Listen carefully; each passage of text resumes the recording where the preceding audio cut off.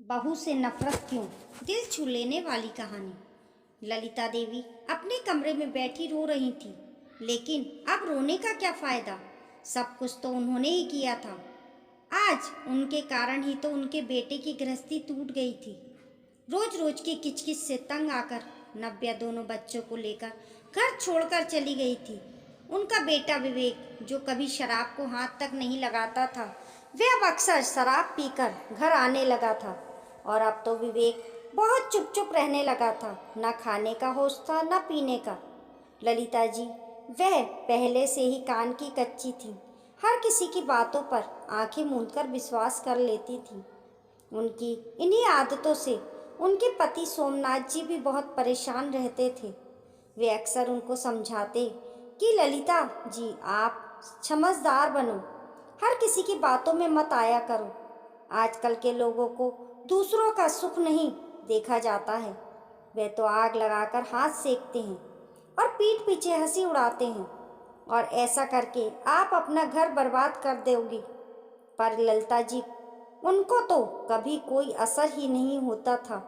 वे थोड़े दिनों तक तो ठीक रहती, पर फिर आदत तो आदत ही होती है। वे नहीं जानती थी और वो अपने ही रास्ते चलने लगती थी। आज उनका सुखी संसार उन्हीं की इन्हीं आदतों के कारण बिखर रहा था। विवेक उनका इकलौता बेटा था और एक प्राइवेट कंपनी में मैनेजर था। ललिता जी को अपने बेटे पर बहुत अभिमान भी था। उनका अरमान था कि वह अपने बेटे की शादी अपनी पसंद की लड़की से करें, और उनका बेटा कभी उनकी पसंद को नहीं ठुकराएगा, क्योंकि वो अपनी माँ से बहुत प्यार करता था।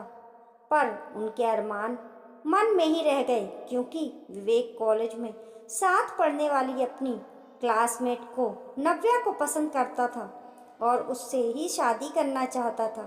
और जब विवेक ने ये बात घर में बताई तो ललिता जी बहुत गुस्सा हुई, लेकिन अपने इकलौते बेटे की जिद के आगे उनको झुकना पड़ा और नव्या उनकी बहू बनकर घर आ गई। नव्या बहुत सुंदर, सलीकेदार, सुशील और समझदार, सुलझे विचारों वाली लड़की थी, और वह एक बैंक में जॉब करती थी। उसने घर में आते ही ललिता देवी को छोड़कर परिवार में सबका दिल जीत लिया था। जॉब करने के अलावा वे घर के हर कार्य में भी होशियार थी। उसकी इन्हीं आदतों से उसके ससुर उसको कहते कि तुम तो बेटी से भी बढ़कर हो। तुमने मेरे घर में बेटी की जो कमी थी वह पूरी कर दिया बेटा। वह अक्सर उसको बहुत आशीर्वाद देते। ये देखकर ललिता देवी चिढ़ जाती थी, क्योंकि वह ही समझती थी कि ललिता उनकी सोच से ज़्यादा ही अच्छी है।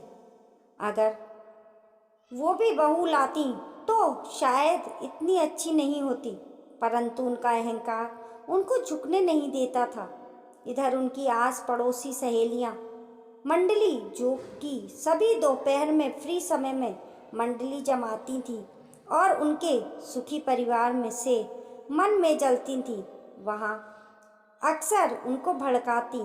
अरे ललिता जी, आपकी बहू को देखकर तो लगता है कुछ ज़्यादा ही मॉडर्न है।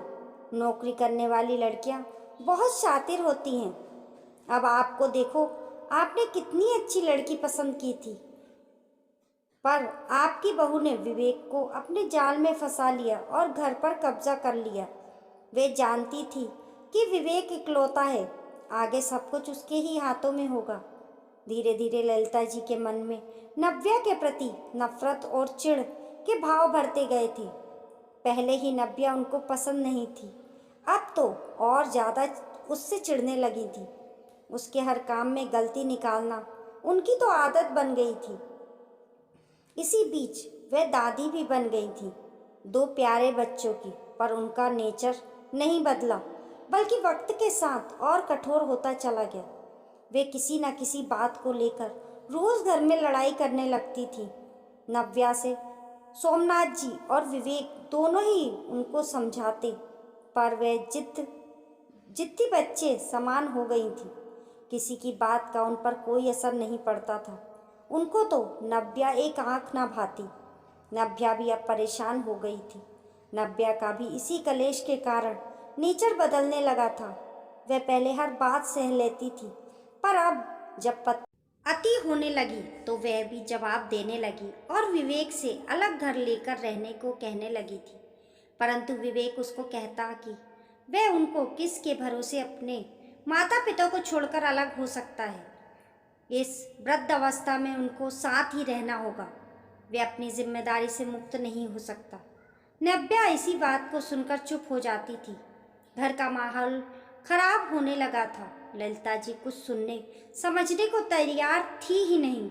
इसी बीच जब नव्या का प्रमोशन हुआ और बैंक की मेन ब्रांच में ट्रांसफ़र कर दिया, इस कारण उसका काम का समय भी बढ़ गया था।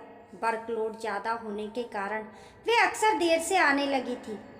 घर में सारे काम के नौकर रख लिए थे, फिर भी वह कोशिश कर बहुत काम करके जाती थी, माँ को और शिकायत का मौका ना मिले।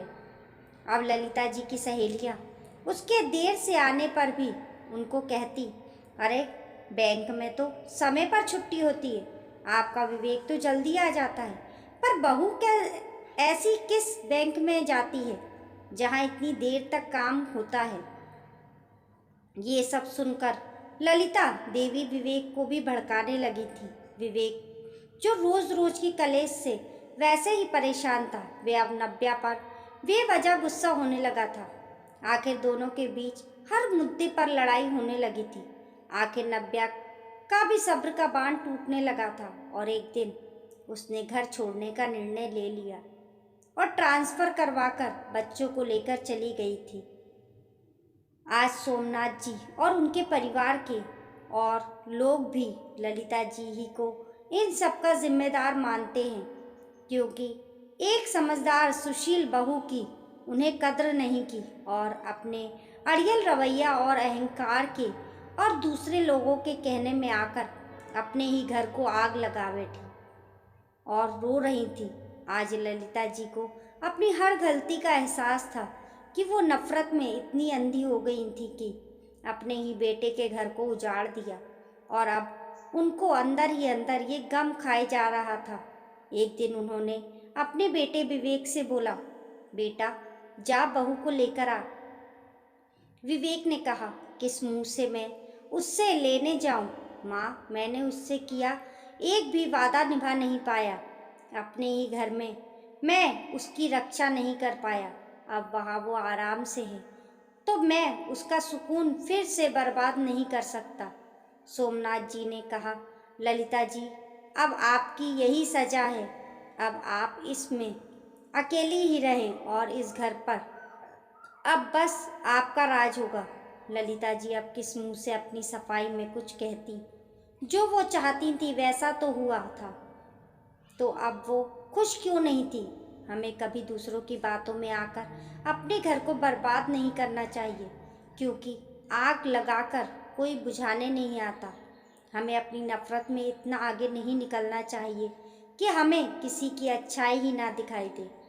अगर आप किसी से नफ़रत करने में इतने आगे निकल जाएंगे कि आपको किसी की खुशी का तक नज़र नहीं, तो एक दिन ऐसा आएगा जब आप अकेले ही जाओगे, को आपके साथ कोई नहीं होगा। दोस्तों, कहानी पसंद आने पर लाइक और शेयर करें। हमारे YouTube परिवार का हिस्सा बनने के लिए चैनल को सब्सक्राइब करें। कमेंट बॉक्स में ज़रूर बताएं आपको कहानी कैसी लगी। मिलते हैं फिर एक नई कहानी के साथ।